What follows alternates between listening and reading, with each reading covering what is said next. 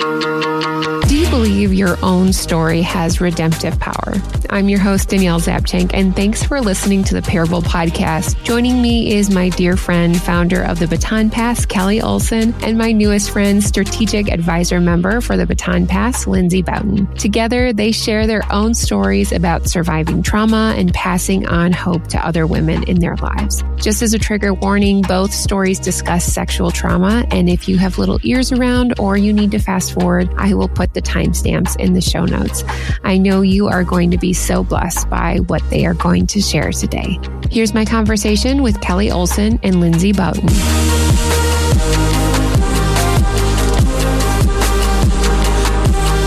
Well, you know that stories matter to me.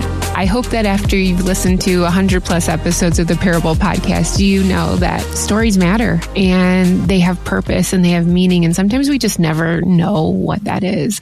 So today I'm so excited to introduce you to Lindsay Boughton and Kelly Olson, both of the Baton Pass. They're dear friends of mine and new and old. And we're going to just talk about these stories that have been shared through the Baton Pass over the years, connections that have been made, and hope that has really been passed. So ladies, thank you so much for joining me on the Parable Podcast. Thank you, Danielle. We appreciate it.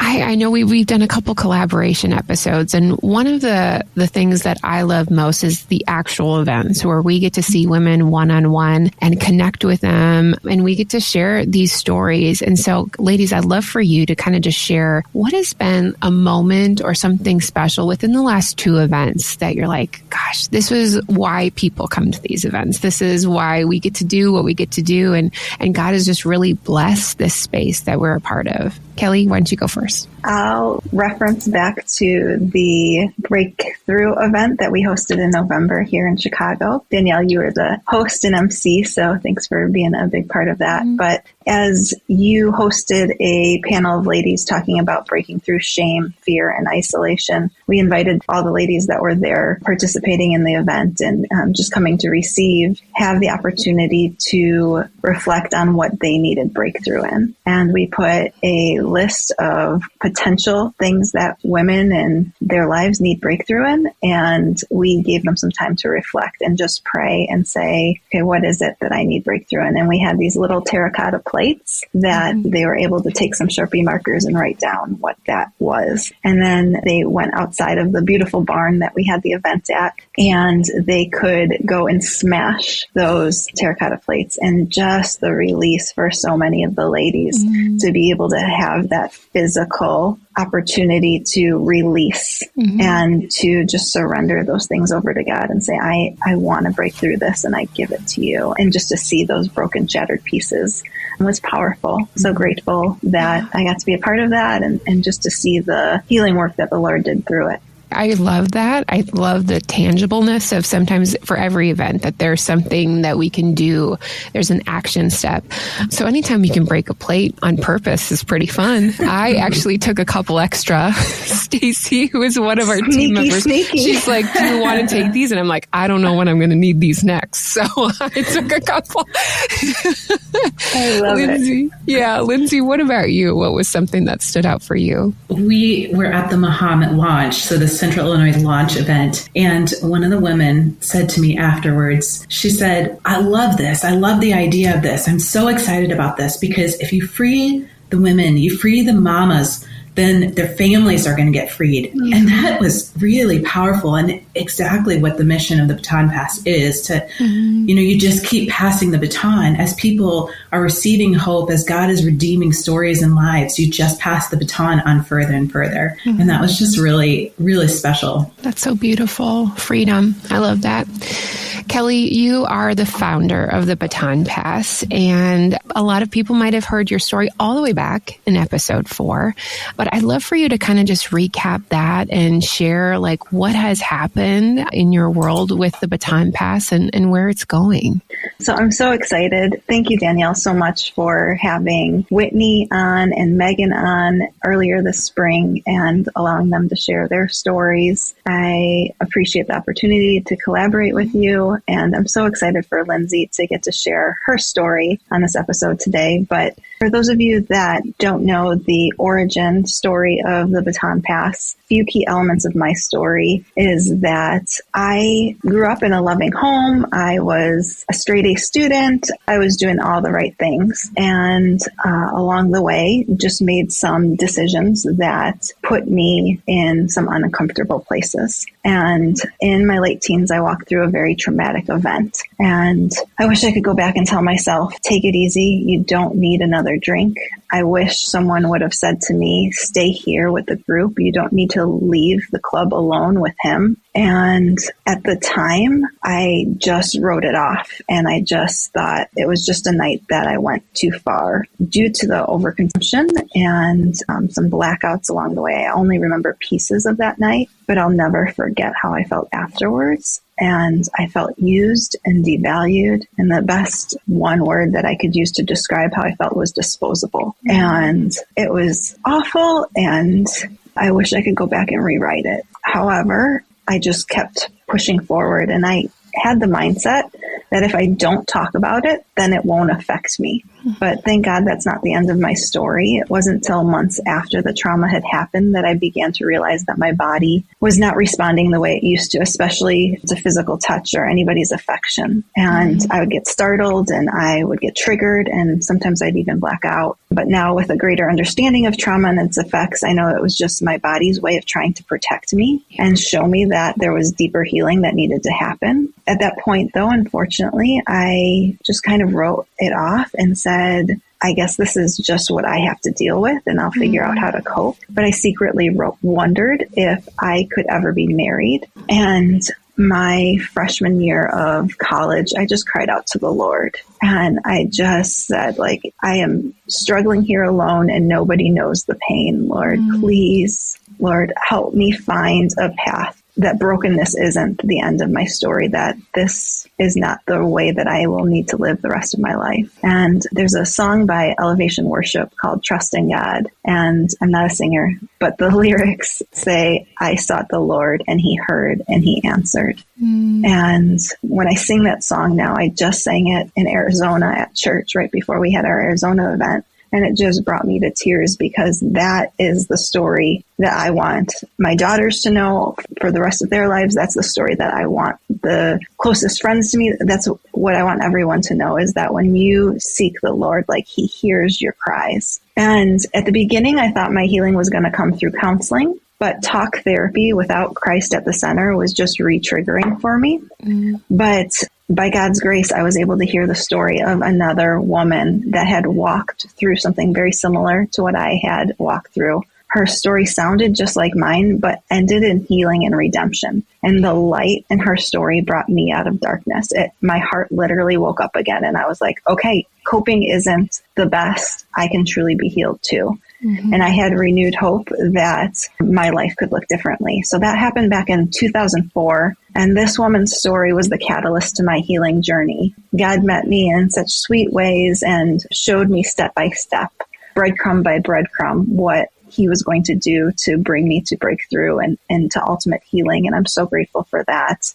In the next 10 years or so, God just put it on my heart that there was power in sharing stories and that one woman's testimony could be another woman's prophecy. And in 2015, we bought the URL, the Baton Pass, because I had read a book about the baton exchange. And if you've overcome something difficult, then tell your story because you can pass that baton of hope to somebody else. And in 2017, reluctant, not thinking that I was qualified or capable, we launched the Baton Pass with a handful of friends and my husband arm in arm with me. And it's just been an amazing journey since. The first event was in November of 2017. And since then, we've been hosting events here in Chicago. In 2021, we started hosting events in Phoenix, Arizona. And just this past February, we started hosting events in Central Illinois. And I'm just so grateful for Angela out in Phoenix and Whitney down in Central Illinois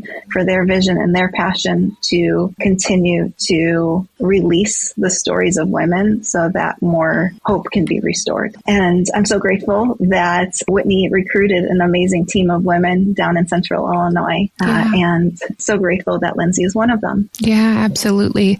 Kelly, one of the things that you said was, I think so many women just say, I just wrote that night off. I just thought, like, I'm just going to push this to the side.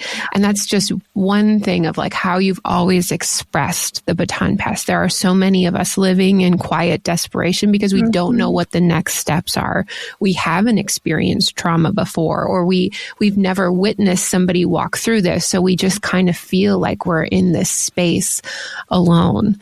And especially if you don't have God a part of your life, you're missing that connection of like what you just said of when you walk through therapy, it just became triggering. There wasn't any purpose or understanding of how to fully heal, not just your body, but your soul. Thank you for walking us through and kind of a sneak peek of like where your story started and where it's continuing to go with the Baton Pass. Lindsay, you were a speaker at the last Baton Pass Chicago event, so I got to hear a little bit of your story, but you are the strategic advisory member for the Baton Pass, and you're in the Central Illinois area. So Lindsay, can you share with us a little bit about what your story and how that is connected to the Baton Pass? Well, I grew up in a loving family, a story similar to Kelly's. I went to church. I was memorizing scripture from a young age, and I lived enough life now to see that God's hand was always on me, whether or not I knew it or was really closely following. But I always thought, like, I can look back and see how God, his hand was actually on my life. When I went to college, I had a similar story as Kelly's, that I was sexually assaulted the very first weekend. I too had a couple drinks that, I just had never had anything to drink in high school. And it was the very first weekend. And I was trapped in this situation and couldn't get out. And I walked from that night just broken, sad, defeated, shamed, angry. And my response to that was just shut it down. I don't need to talk about this. I can move forward. Mostly because there was so much shame that I felt that I could have prevented this. I could have stopped drinking. I could have not gone there. There are all the things that you wish you would have done. But God was good, and he was calling to me instead of shaming me. And I actually had this kind of awakening moment in my dorm room, and where I knew God was there. And it was like he was telling me he was not only there in my dorm room right at that moment, but he was also in the room when I went through that horrible traumatic experience, that he didn't leave me, that he was there for me and with me. And he also showed me that I need to get to know him. Instead of this faith being on my parents or of church, it was like, no, he's drawing me into getting to know who he is. So that was September, and then November was when I felt like I had that real moment with God. And then in February of the next year, I went to a conference, and for the first time I heard Jesus wants a relationship with you. And so instead of it being just do good, be good, follow the rules, Lindsay, you're a good kid, follow the rules. It was Jesus wants a relationship with me. What? I felt like I had never heard that. And even if I had, it was like my ears were open for the first time during that conference. And so that was a very clear time that I said yes to following the Lord. About 4 years later, I was sitting in that same conference, and this is a large conference. I think there were probably 700 people there. And I remember sitting in the auditorium, and the room was dark, and there was loud praise music happening, 700 people singing, standing up, and I was sitting in the back and sitting. And I remember just praying, God, I just want you to heal me from this trauma. I want to be able to have a normal relationship with a guy. I want to be able to hug people because I hate it right now. I want to not flinch when someone touches my shoulder. And I remember just sitting there and just begging God, please free me from this. Just heal me, Lord. And then I heard, you are healed. I heard it, I knew it, and I chose to believe it. And from that moment on, it was like I really was free from it. And within 2 years, I was actually married. So I had a normal relationship, and so much so that I was able to get married, and so free that I remember sharing that story, which I don't like to share this story. It's vulnerable and it's hard and it's not something I want to talk about. In fact, not that many people know about it in my life, but I decided to share the full story because they asked me to share your story, Lindsay, on a Sunday morning at a church in Urbana. And so I did. If I would share my story, I would usually talk with one other woman afterwards who would have been in a similar situation. So God always used that. Gosh, Lindsay, thank you for that vulnerability. And it's interesting when you said, like, not many people know this story because, one, it's not like you're at a party and be like, let me just share this deep wounding. This is a story that's meant to be shared with safe people that are able to truly listen and hear and hold that story well. So yeah, I'm sure that has been a journey for you, but I love what you said, that you felt God say you are healed and you chose to believe in that moment, because it's easy for, like, the way the world can portray us as victims, or, oh, she just doesn't have things together, or all these thoughts that go through our head. You knew, as because of your relationship with Jesus, that you were healed. It's so beautiful. Kelly, if we fast forward a little bit, this last year you turned 40. We were having a pool party, and I specifically remember you're like, guys, I have to tell you, like, what has been going on, because you were at a place where you were wondering, like, does the Baton Pass matter? Like, is the story about trauma? Like, is this all that it's going to be? So I'd love for you to kind of bring everybody to the pool party and share what you shared that day. I had a big birthday. I don't have pool parties for every birthday. This was you should orchestrated. We should.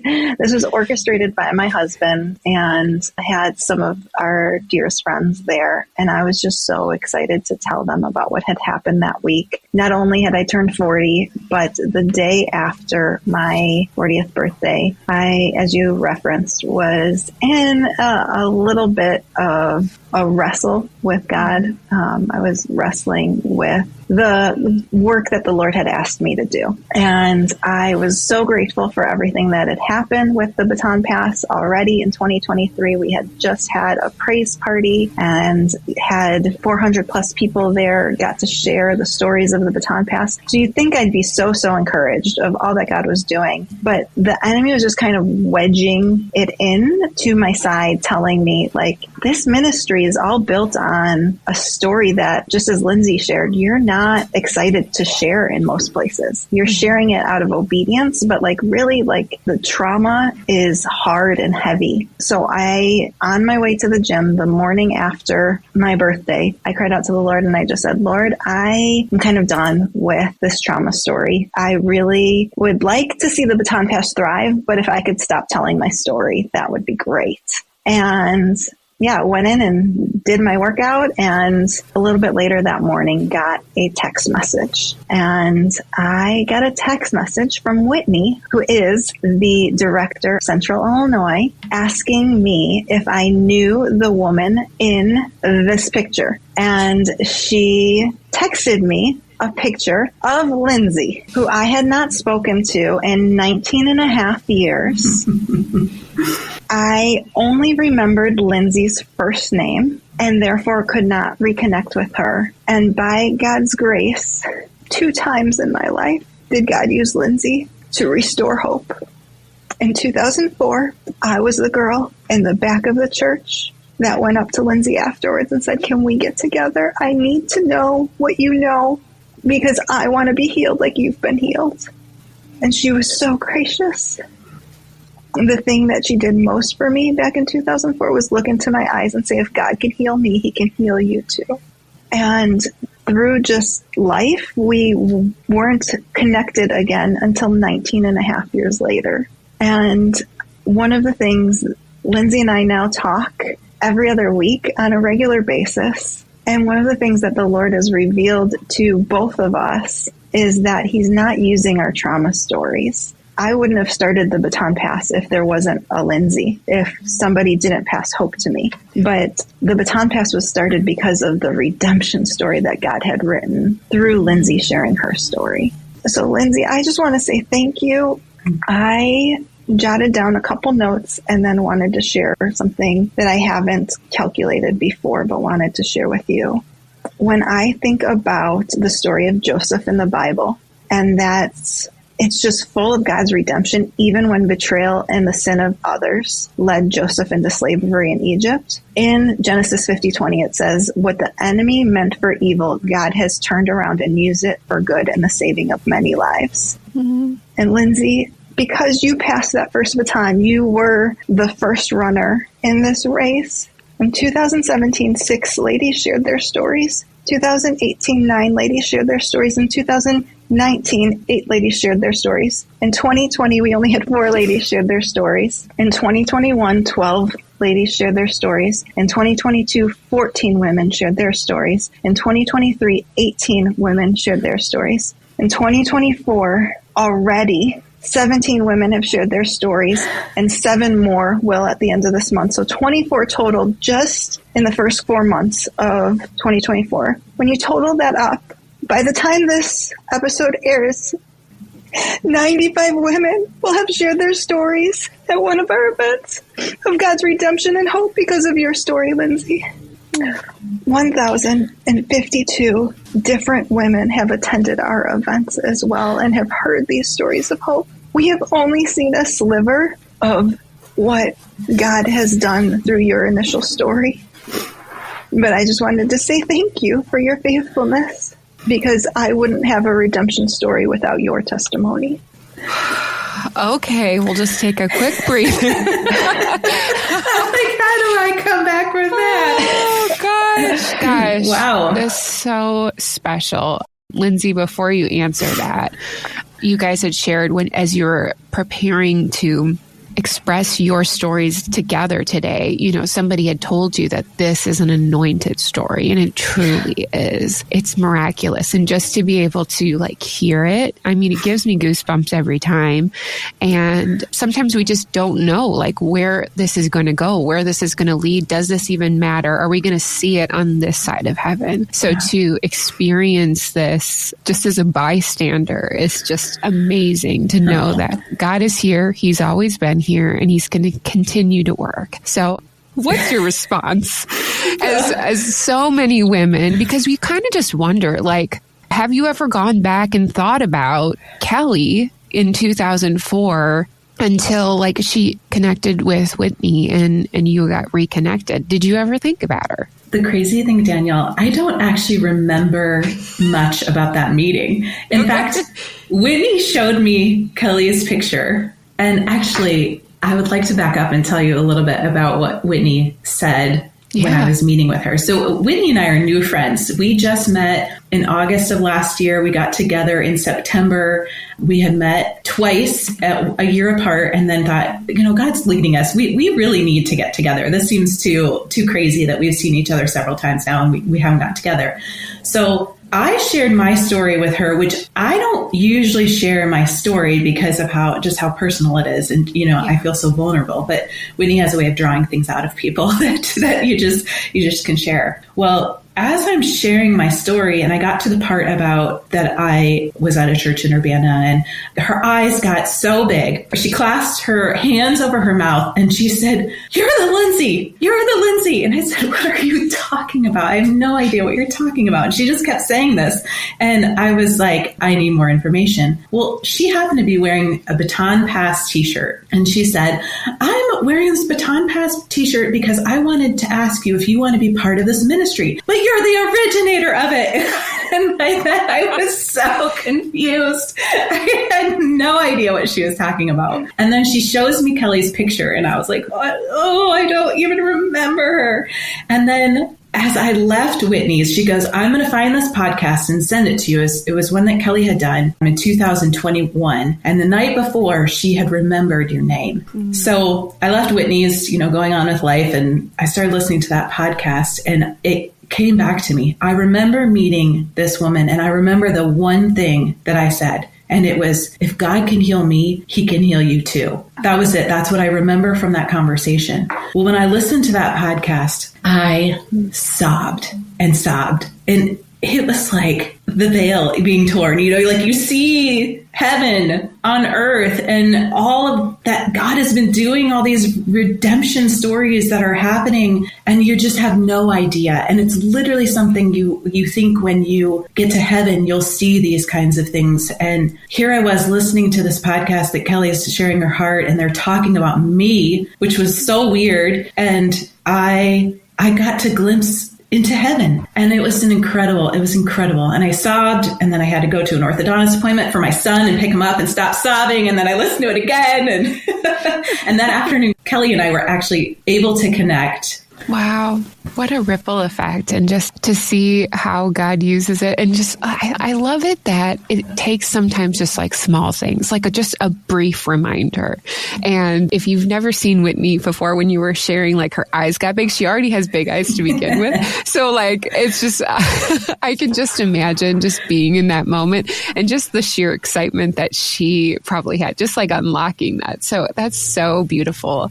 Kelly, I'd love for you to kind of share, has there been just little glimmers? Obviously, this is a huge only God moment where you're like, oh, wow, like I can't believe like this happened at this certain time, or like this extra moment happened that you could say, okay, this was only God. Yeah, I think I need to toss this back to Lindsay to be able to share what transpired on our phone call that afternoon. Because as I talked to Lindsay, I was just so excited to have her back in my world. And we had a event in November planned. This was September. And I was like, well, if the original Baton Passer could be a speaker at this event. So we literally haven't talked in 19 and a half years, but I'm like, would you like to come up to Chicago and be part of this event? Because I couldn't think of anyone in the whole wide world that I would rather have come and share. But as we talked, God just drew more lines of connection and affirmation. But I'd love for you to share those, Lindsay. So first off, I couldn't believe that Kelly was asking me. She just had talked to me after 19 years. And she's like, would you like to speak at this event? And I was like, that's some faith. You don't know where I've been, what I've been doing. That is some major faith. But I know Kelly, and I know she walks by the Spirit. So she wouldn't be asking if it wasn't something that she felt like God was leading her to. But she asked me, and I was telling her, I was like, yeah, this year, God gave me the word breakthrough in January, and he's really doing that. And there's just a number of things that have been happening. And I was, the past 7 years before 2023, I had this just series of just a lot of hardship, a lot of wilderness, barrenness. It was, one thing after another, with injury and sickness and death and anxiety, depression. There was addiction. I mean, there was just so much happening in our world. And in 2023, it was like, I was just broken. And when God said, this is the year of breakthrough, I, again, had to choose to believe that he's saying this. I'm going to choose to believe this is a year of breakthrough. And throughout the year, he showed me just all of these, it's like opening the door to what we were experiencing with our health. And then it was my husband, just depression lifted off of him, and had been for years, he'd been walking through this. And then this conversation with Kelly, I said, Kelly, my word of the year is breakthrough. And that is just God's using even this moment right now to break through, because I just thought it was done. Like, I thought ministry for me was done. My influence is done, and here she is stepping into this role, passing me the baton back and saying, hey, I want you to take it again. It's your turn. And when I said my word of the year is breakthrough, she goes, wait, say that again. I said, my word of the year is breakthrough. And she said, that's the name of our event in November, this breakthrough. And it was just another one of those only God moments that you can't plan that. You can't predict that. Thank you so much for sharing that, Lindsay. I think when we kind of look back at our stories, or if people say, hey, remember when you said this, you're kind of wondering like, oh, like, no, I don't remember that. Or like, why was that necessary? But it's just so beautiful how God uses certain pieces of our life to connect us back to others. And you were just even sharing with me earlier that you had been following the Baton Pass on Instagram since 2017. So like, yes. It's so funny how God has used so many things, and that like not until just recently this past year, God finally clicked all the pieces together. Was there anything else that came out of that for you as you felt like God wanted you to share at the last Baton Pass event? Yeah, one of the key pieces of last year and just that breakthrough journey for me personally, I had taken a missions trip to Kenya, and it was my first missions trip. And while I was there, I had one of my frequent migraines, and I went up and kind of sat in the dark in a room by myself in the quiet, and I was just praying. And I felt like the Lord was saying, it is time to come out of hiding. And I remember that like, I'm found out, that really, do I have to step out into life again? Like, I kind of like this shelter that I've created. And even that next week, I was asked to share my story, and I did and it was rough. And I remember just like, I have like one little tiny bit of faith to get out there and start sharing it. And then when I was reintroduced to Kelly that afternoon, and she's asking me to speak, and it was just this whirlwind of like, oh, that's what God means when he's saying it's time to come out of hiding. This is a much bigger deal than just that toe in the water. He wants me to come out of hiding means you're no longer on your own terms, on your own way, doing your own thing anymore. I want you as I call you. And I didn't know what that looked like at the time. But one of the cool things that came out of just that conversation with Kelly and I was sharing the story with two of my friends. And honestly, I had no idea where they were in a relationship with God. Like I didn't know, but the story was so cool not to share that when I shared it with them, both of them said the same thing to me. They said, I want to know how to hear from God. And I was like, two people just said the same thing to me. I want to know how to hear from God. And since then, I have started a Thursday night, I call it Powerhouse Women's group. And we've been just inviting other women in to share their stories. And it's been really incredible just to see how God has used just the way Kelly and I were reunited and sharing stories. And then now God's propelling me forward and calling up other women to share stories. And it's been really a beautiful season. How cool that it's just like a continuous use and just also just like a willingness, Lindsay. Like you said, you were in hiding for a bit, but when we say yes to what God wants to unlock, like it's so beautiful.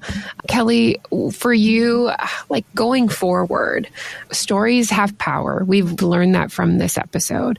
What is your hope and your intention as women kind of want to unlock that for themselves? Is there anything coming up for the Baton Pass? So I know that in a previous episode when you hosted Angela on the Parable podcast, Angela shared a little bit about Deployed and our virtual training program that helps women feel armed in their stories and deployed and sent to go share their stories. And that has been taking place for multiple years now, at least twice a year. And dozens of women have been able to find the fruitfulness in their stories so that they can ultimately find God in their stories, find greater healing, and share their stories in a way that is healing for them and empowering to others. I was actually on the phone this morning with a woman that went through Deployed just this last term, and just was so encouraged by the time that they spent and the resources that she gained through the course. And we have been really passionate about being able to give women that nudge of maybe I should share my story, but not knowing what the next steps are, tools and training to be able to do that.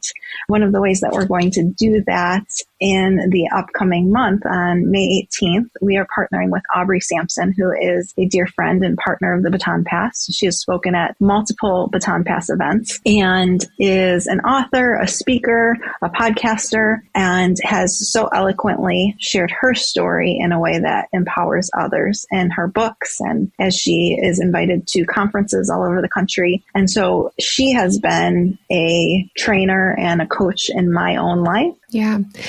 Lindsay, as we wrap up, is there any final thoughts or maybe like just ways you want to encourage the woman who feels like maybe they're in hiding or their story is not one that they feel comfortable just sharing just yet? How would you encourage them? I was thinking that God is always working behind the scenes. We don't know what's going on. We think that life is hard and grim, and whatever situation that we're walking through can be really just a sad part of our life or a traumatic part of our life, but we don't know what God's doing through that. We don't know what he's doing with the people we're sharing our stories with. We just don't know. And I think if anything, my biggest lesson from what I've learned of all this is that God's story of redemption is way bigger than we can ever think or imagine that it would be. And he wants to redeem my life. He wants to redeem your life. He wants to redeem those stories of darkness. He wants to bring us into the light and to give us a full life. And I love that. I love that this is just a story of redemption, but it's a story about passing on redemptive stories one after another and what God is doing there. Yeah, so beautiful. Kelly, final thoughts as we end this time together. One, so thankful that I get to listen to this story. For women who are just like, what's next? I know like you were in that moment of like wondering like, is this all that it's going to be? So now that you've kind of launched, you've met Lindsay, you've connected, what does the future look like for the Baton Pass? What is your hope as it continues on? My passion right now and in the next 5 years is to continue to create these sacred fortresses, these safe spaces where women can be connected and that they would know that they're not walking alone, so that whether it's past trauma or something that they're currently walking through or something that they will be facing, that they will not face it alone and that they will have somebody to be able to reach out to, that we would be such a culture of connection. Lindsay, as you were sharing what you're doing with your Thursday night crew, that's just a beautiful like extension of the Baton Pass. I want that happening everywhere. In addition to the large outreach events that we're hosting, I envision circle ups, which are our smaller gatherings, happening in all the major cities around the nation, regardless of where somebody pops up and needs community, that we can plug them in and that they wouldn't walk alone and that they would have women that can teach them how to hear God's voice, just like Lindsay is doing in Mahomet, Illinois. Yeah, so good. Ladies, thanks so much for sharing your stories, your parable stories of how God has connected you and the redemptive work that he continues to do, even when we're not noticing through the years. So if you want to get connected to the Baton Pass, or if you have any more questions about this upcoming event with Aubrey Sampson, everything will be available in the show notes. Lindsay, Kelly, thank you so much for being on the Parable Podcast today. Thank you, Danielle.